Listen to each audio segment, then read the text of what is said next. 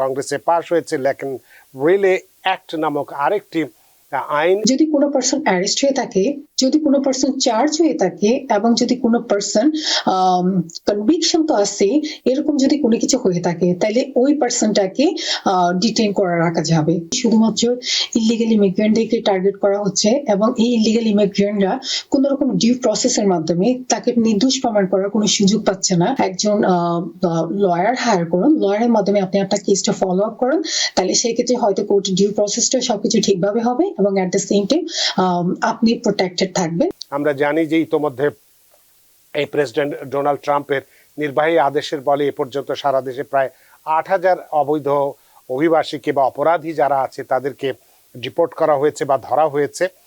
আর এর মধ্যে যেটা আমরাও দেখছি যে এর প্রেক্ষিতে জনমনে একটা আতঙ্ক সৃষ্টি হয়েছে, ভয় সৃষ্টি হয়েছে।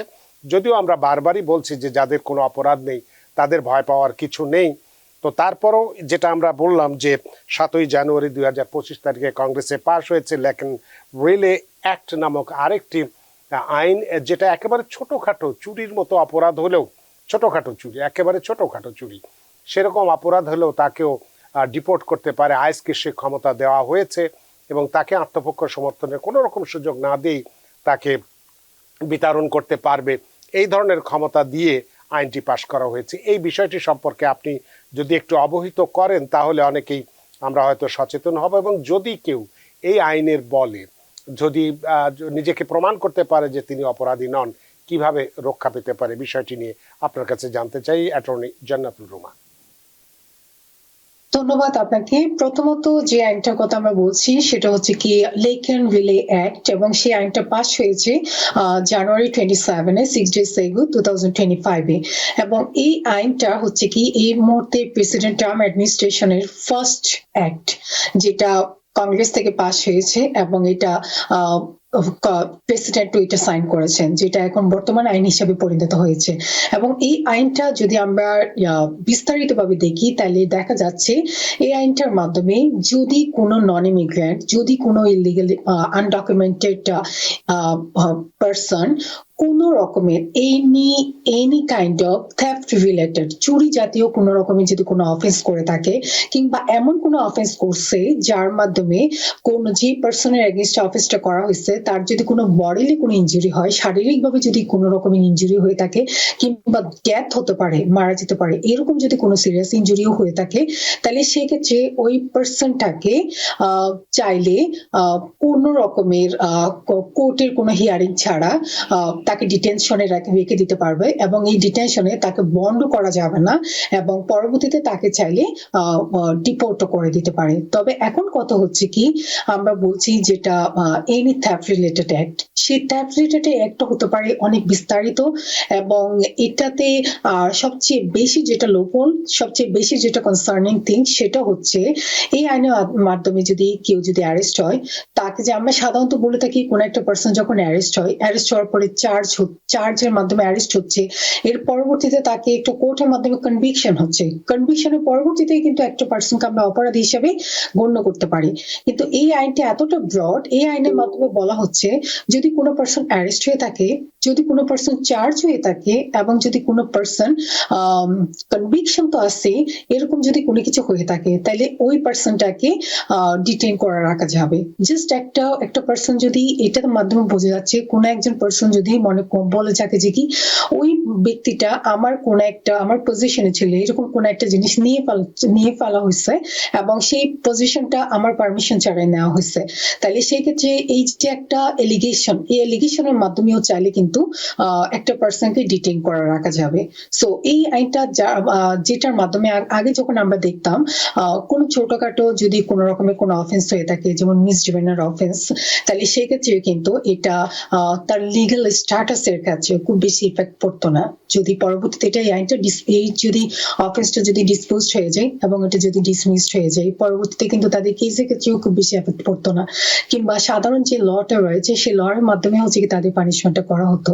কিন্তু এখন বর্তমানে যে আইনটা করা হয়েছে সেটা হচ্ছে কি শুধুমাত্র ইলিগাল ইমিগ্রেন্টদেরকে টার্গেট করা হচ্ছে, এবং এই ইলিগাল ইমিগ্রেন্টরা কোন রকম ডিউ প্রসেসের মাধ্যমে তাকে নির্দোষ প্রমাণ করার কোনো সুযোগ পাচ্ছে না, কারণ একটা এলিগেশনের মাধ্যমে কিন্তু তাকে কোর্টে কোন রকমের কোনো হিয়ারিং ছাড়াই কিন্তু তাকে যত লম্বা সময় ধরে রাখা যায় ডিটেইন করে রাখা যাবে। এবং এতে কিন্তু যেহেতু বলা হচ্ছে কোনো বন্ডও হবে না, ইট মিনস হচ্ছে কি তার কোনো বেলও হচ্ছে না, তাকে রিলিজড করা হচ্ছে না। তাহলে যতদিন পর্যন্ত তাকে ইচ্ছা ডিটেনশনে রাখতে পারছে এবং একটা সময় পরবর্তীতে চাইলে তাকে ডিপোর্টও করে দিতে পারছে। এক্ষেত্রে আপনার কাছে একটি প্রশ্ন আমি জানতে চাই যে ধরুন যে এরকম যদি বলা হচ্ছে যে আনডকুমেন্টেড বা যারা অপরাধী এমন লোকদেরকেই ডিপোর্ট বা ডিটেইন করা হচ্ছে আপনি বললেন, তো এক্ষেত্রে যদি কোনো ব্যক্তি ধরেন দীর্ঘদিন ধরে ছিল, তার কোনো অপরাধও নেই, আবার কাগজপত্রও নেই, তারা যদি এখন অ্যাসাইলাম বা যে কোনো আইনগত একটা সুবিধা নেওয়ার জন্য কোনো, বিশেষ করে অ্যাসাইলামের কথাই যদি বলি, সেটা কি নিতে পারবে নাকি সেটার ক্ষেত্রেও কোনো জটিলতা বা সেটার ক্ষেত্রে কোনো ব্যারিয়ার মানে করা যাবে না বা করলে কোনো সুবিধা হবে না, এই ধরনের কোনো কোনো কিছু কি আপনার কাছে কোনো তথ্য আছে? অনেক গুরুত্বপূর্ণ একটা বিষয়। আমরা এখন দেখতে পাচ্ছি অনেকে রয়েছে ইউএসএতে অনেক লম্বা সময় ধরে, যাদের কোনো রকমের হয়তো তাদের এগেইনস্টে কোনো ডিপোর্টেশন অর্ডার নেই, তারা কোনো রকমের কোনো চার্জও হয় নাই কখনো, কোনো অ্যাক্টিভ ক্রিমিনাল অ্যাক্টিভিটিসও নেই। বাট এটা হচ্ছে কি তাদের পজিটিভ সাইড। আবার নেগেটিভ সাইড হচ্ছে কি তারা দীর্ঘদিন ধরে ইউএসএতে রয়েছে, কোনো রকমের কোনো অ্যাপ্লিকেশন কিংবা রিলিফ অ্যাপ্লিকেশন সাবমিট করে নাই।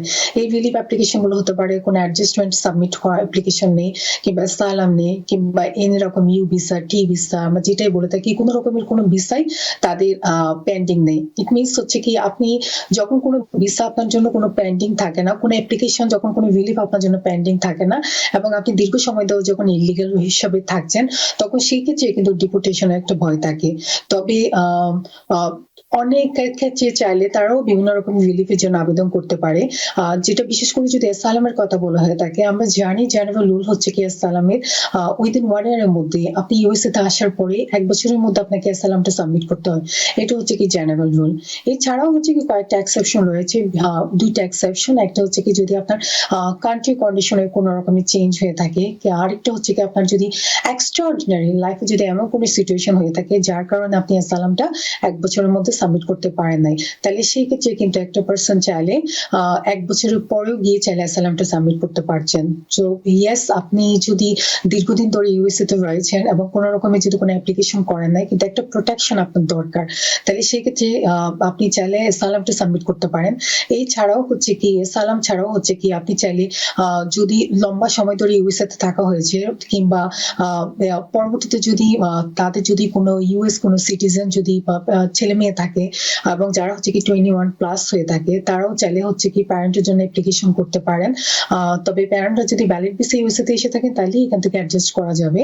এবং এছাড়াও হচ্ছে কি তারা যদি কোনো রকমের ভিকটিম হয়ে থাকে কোনো ক্রাইমের, তাহলে সেই ক্ষেত্রে কিন্তু তারা চাইলে ইউ ভিসা কিংবা এরকম কোনো অ্যাপ্লিকেশনও করতে পারেন। সো কিছু কিছু স্পেসিফিক কিছু রিলিফ রয়েছে, তারা চাইলে এই অ্যাপ্লিকেশন গুলো করতে পারেন এবং নিজেকে প্রোটেক্ট করতে পারেন। অনেক ধন্যবাদ।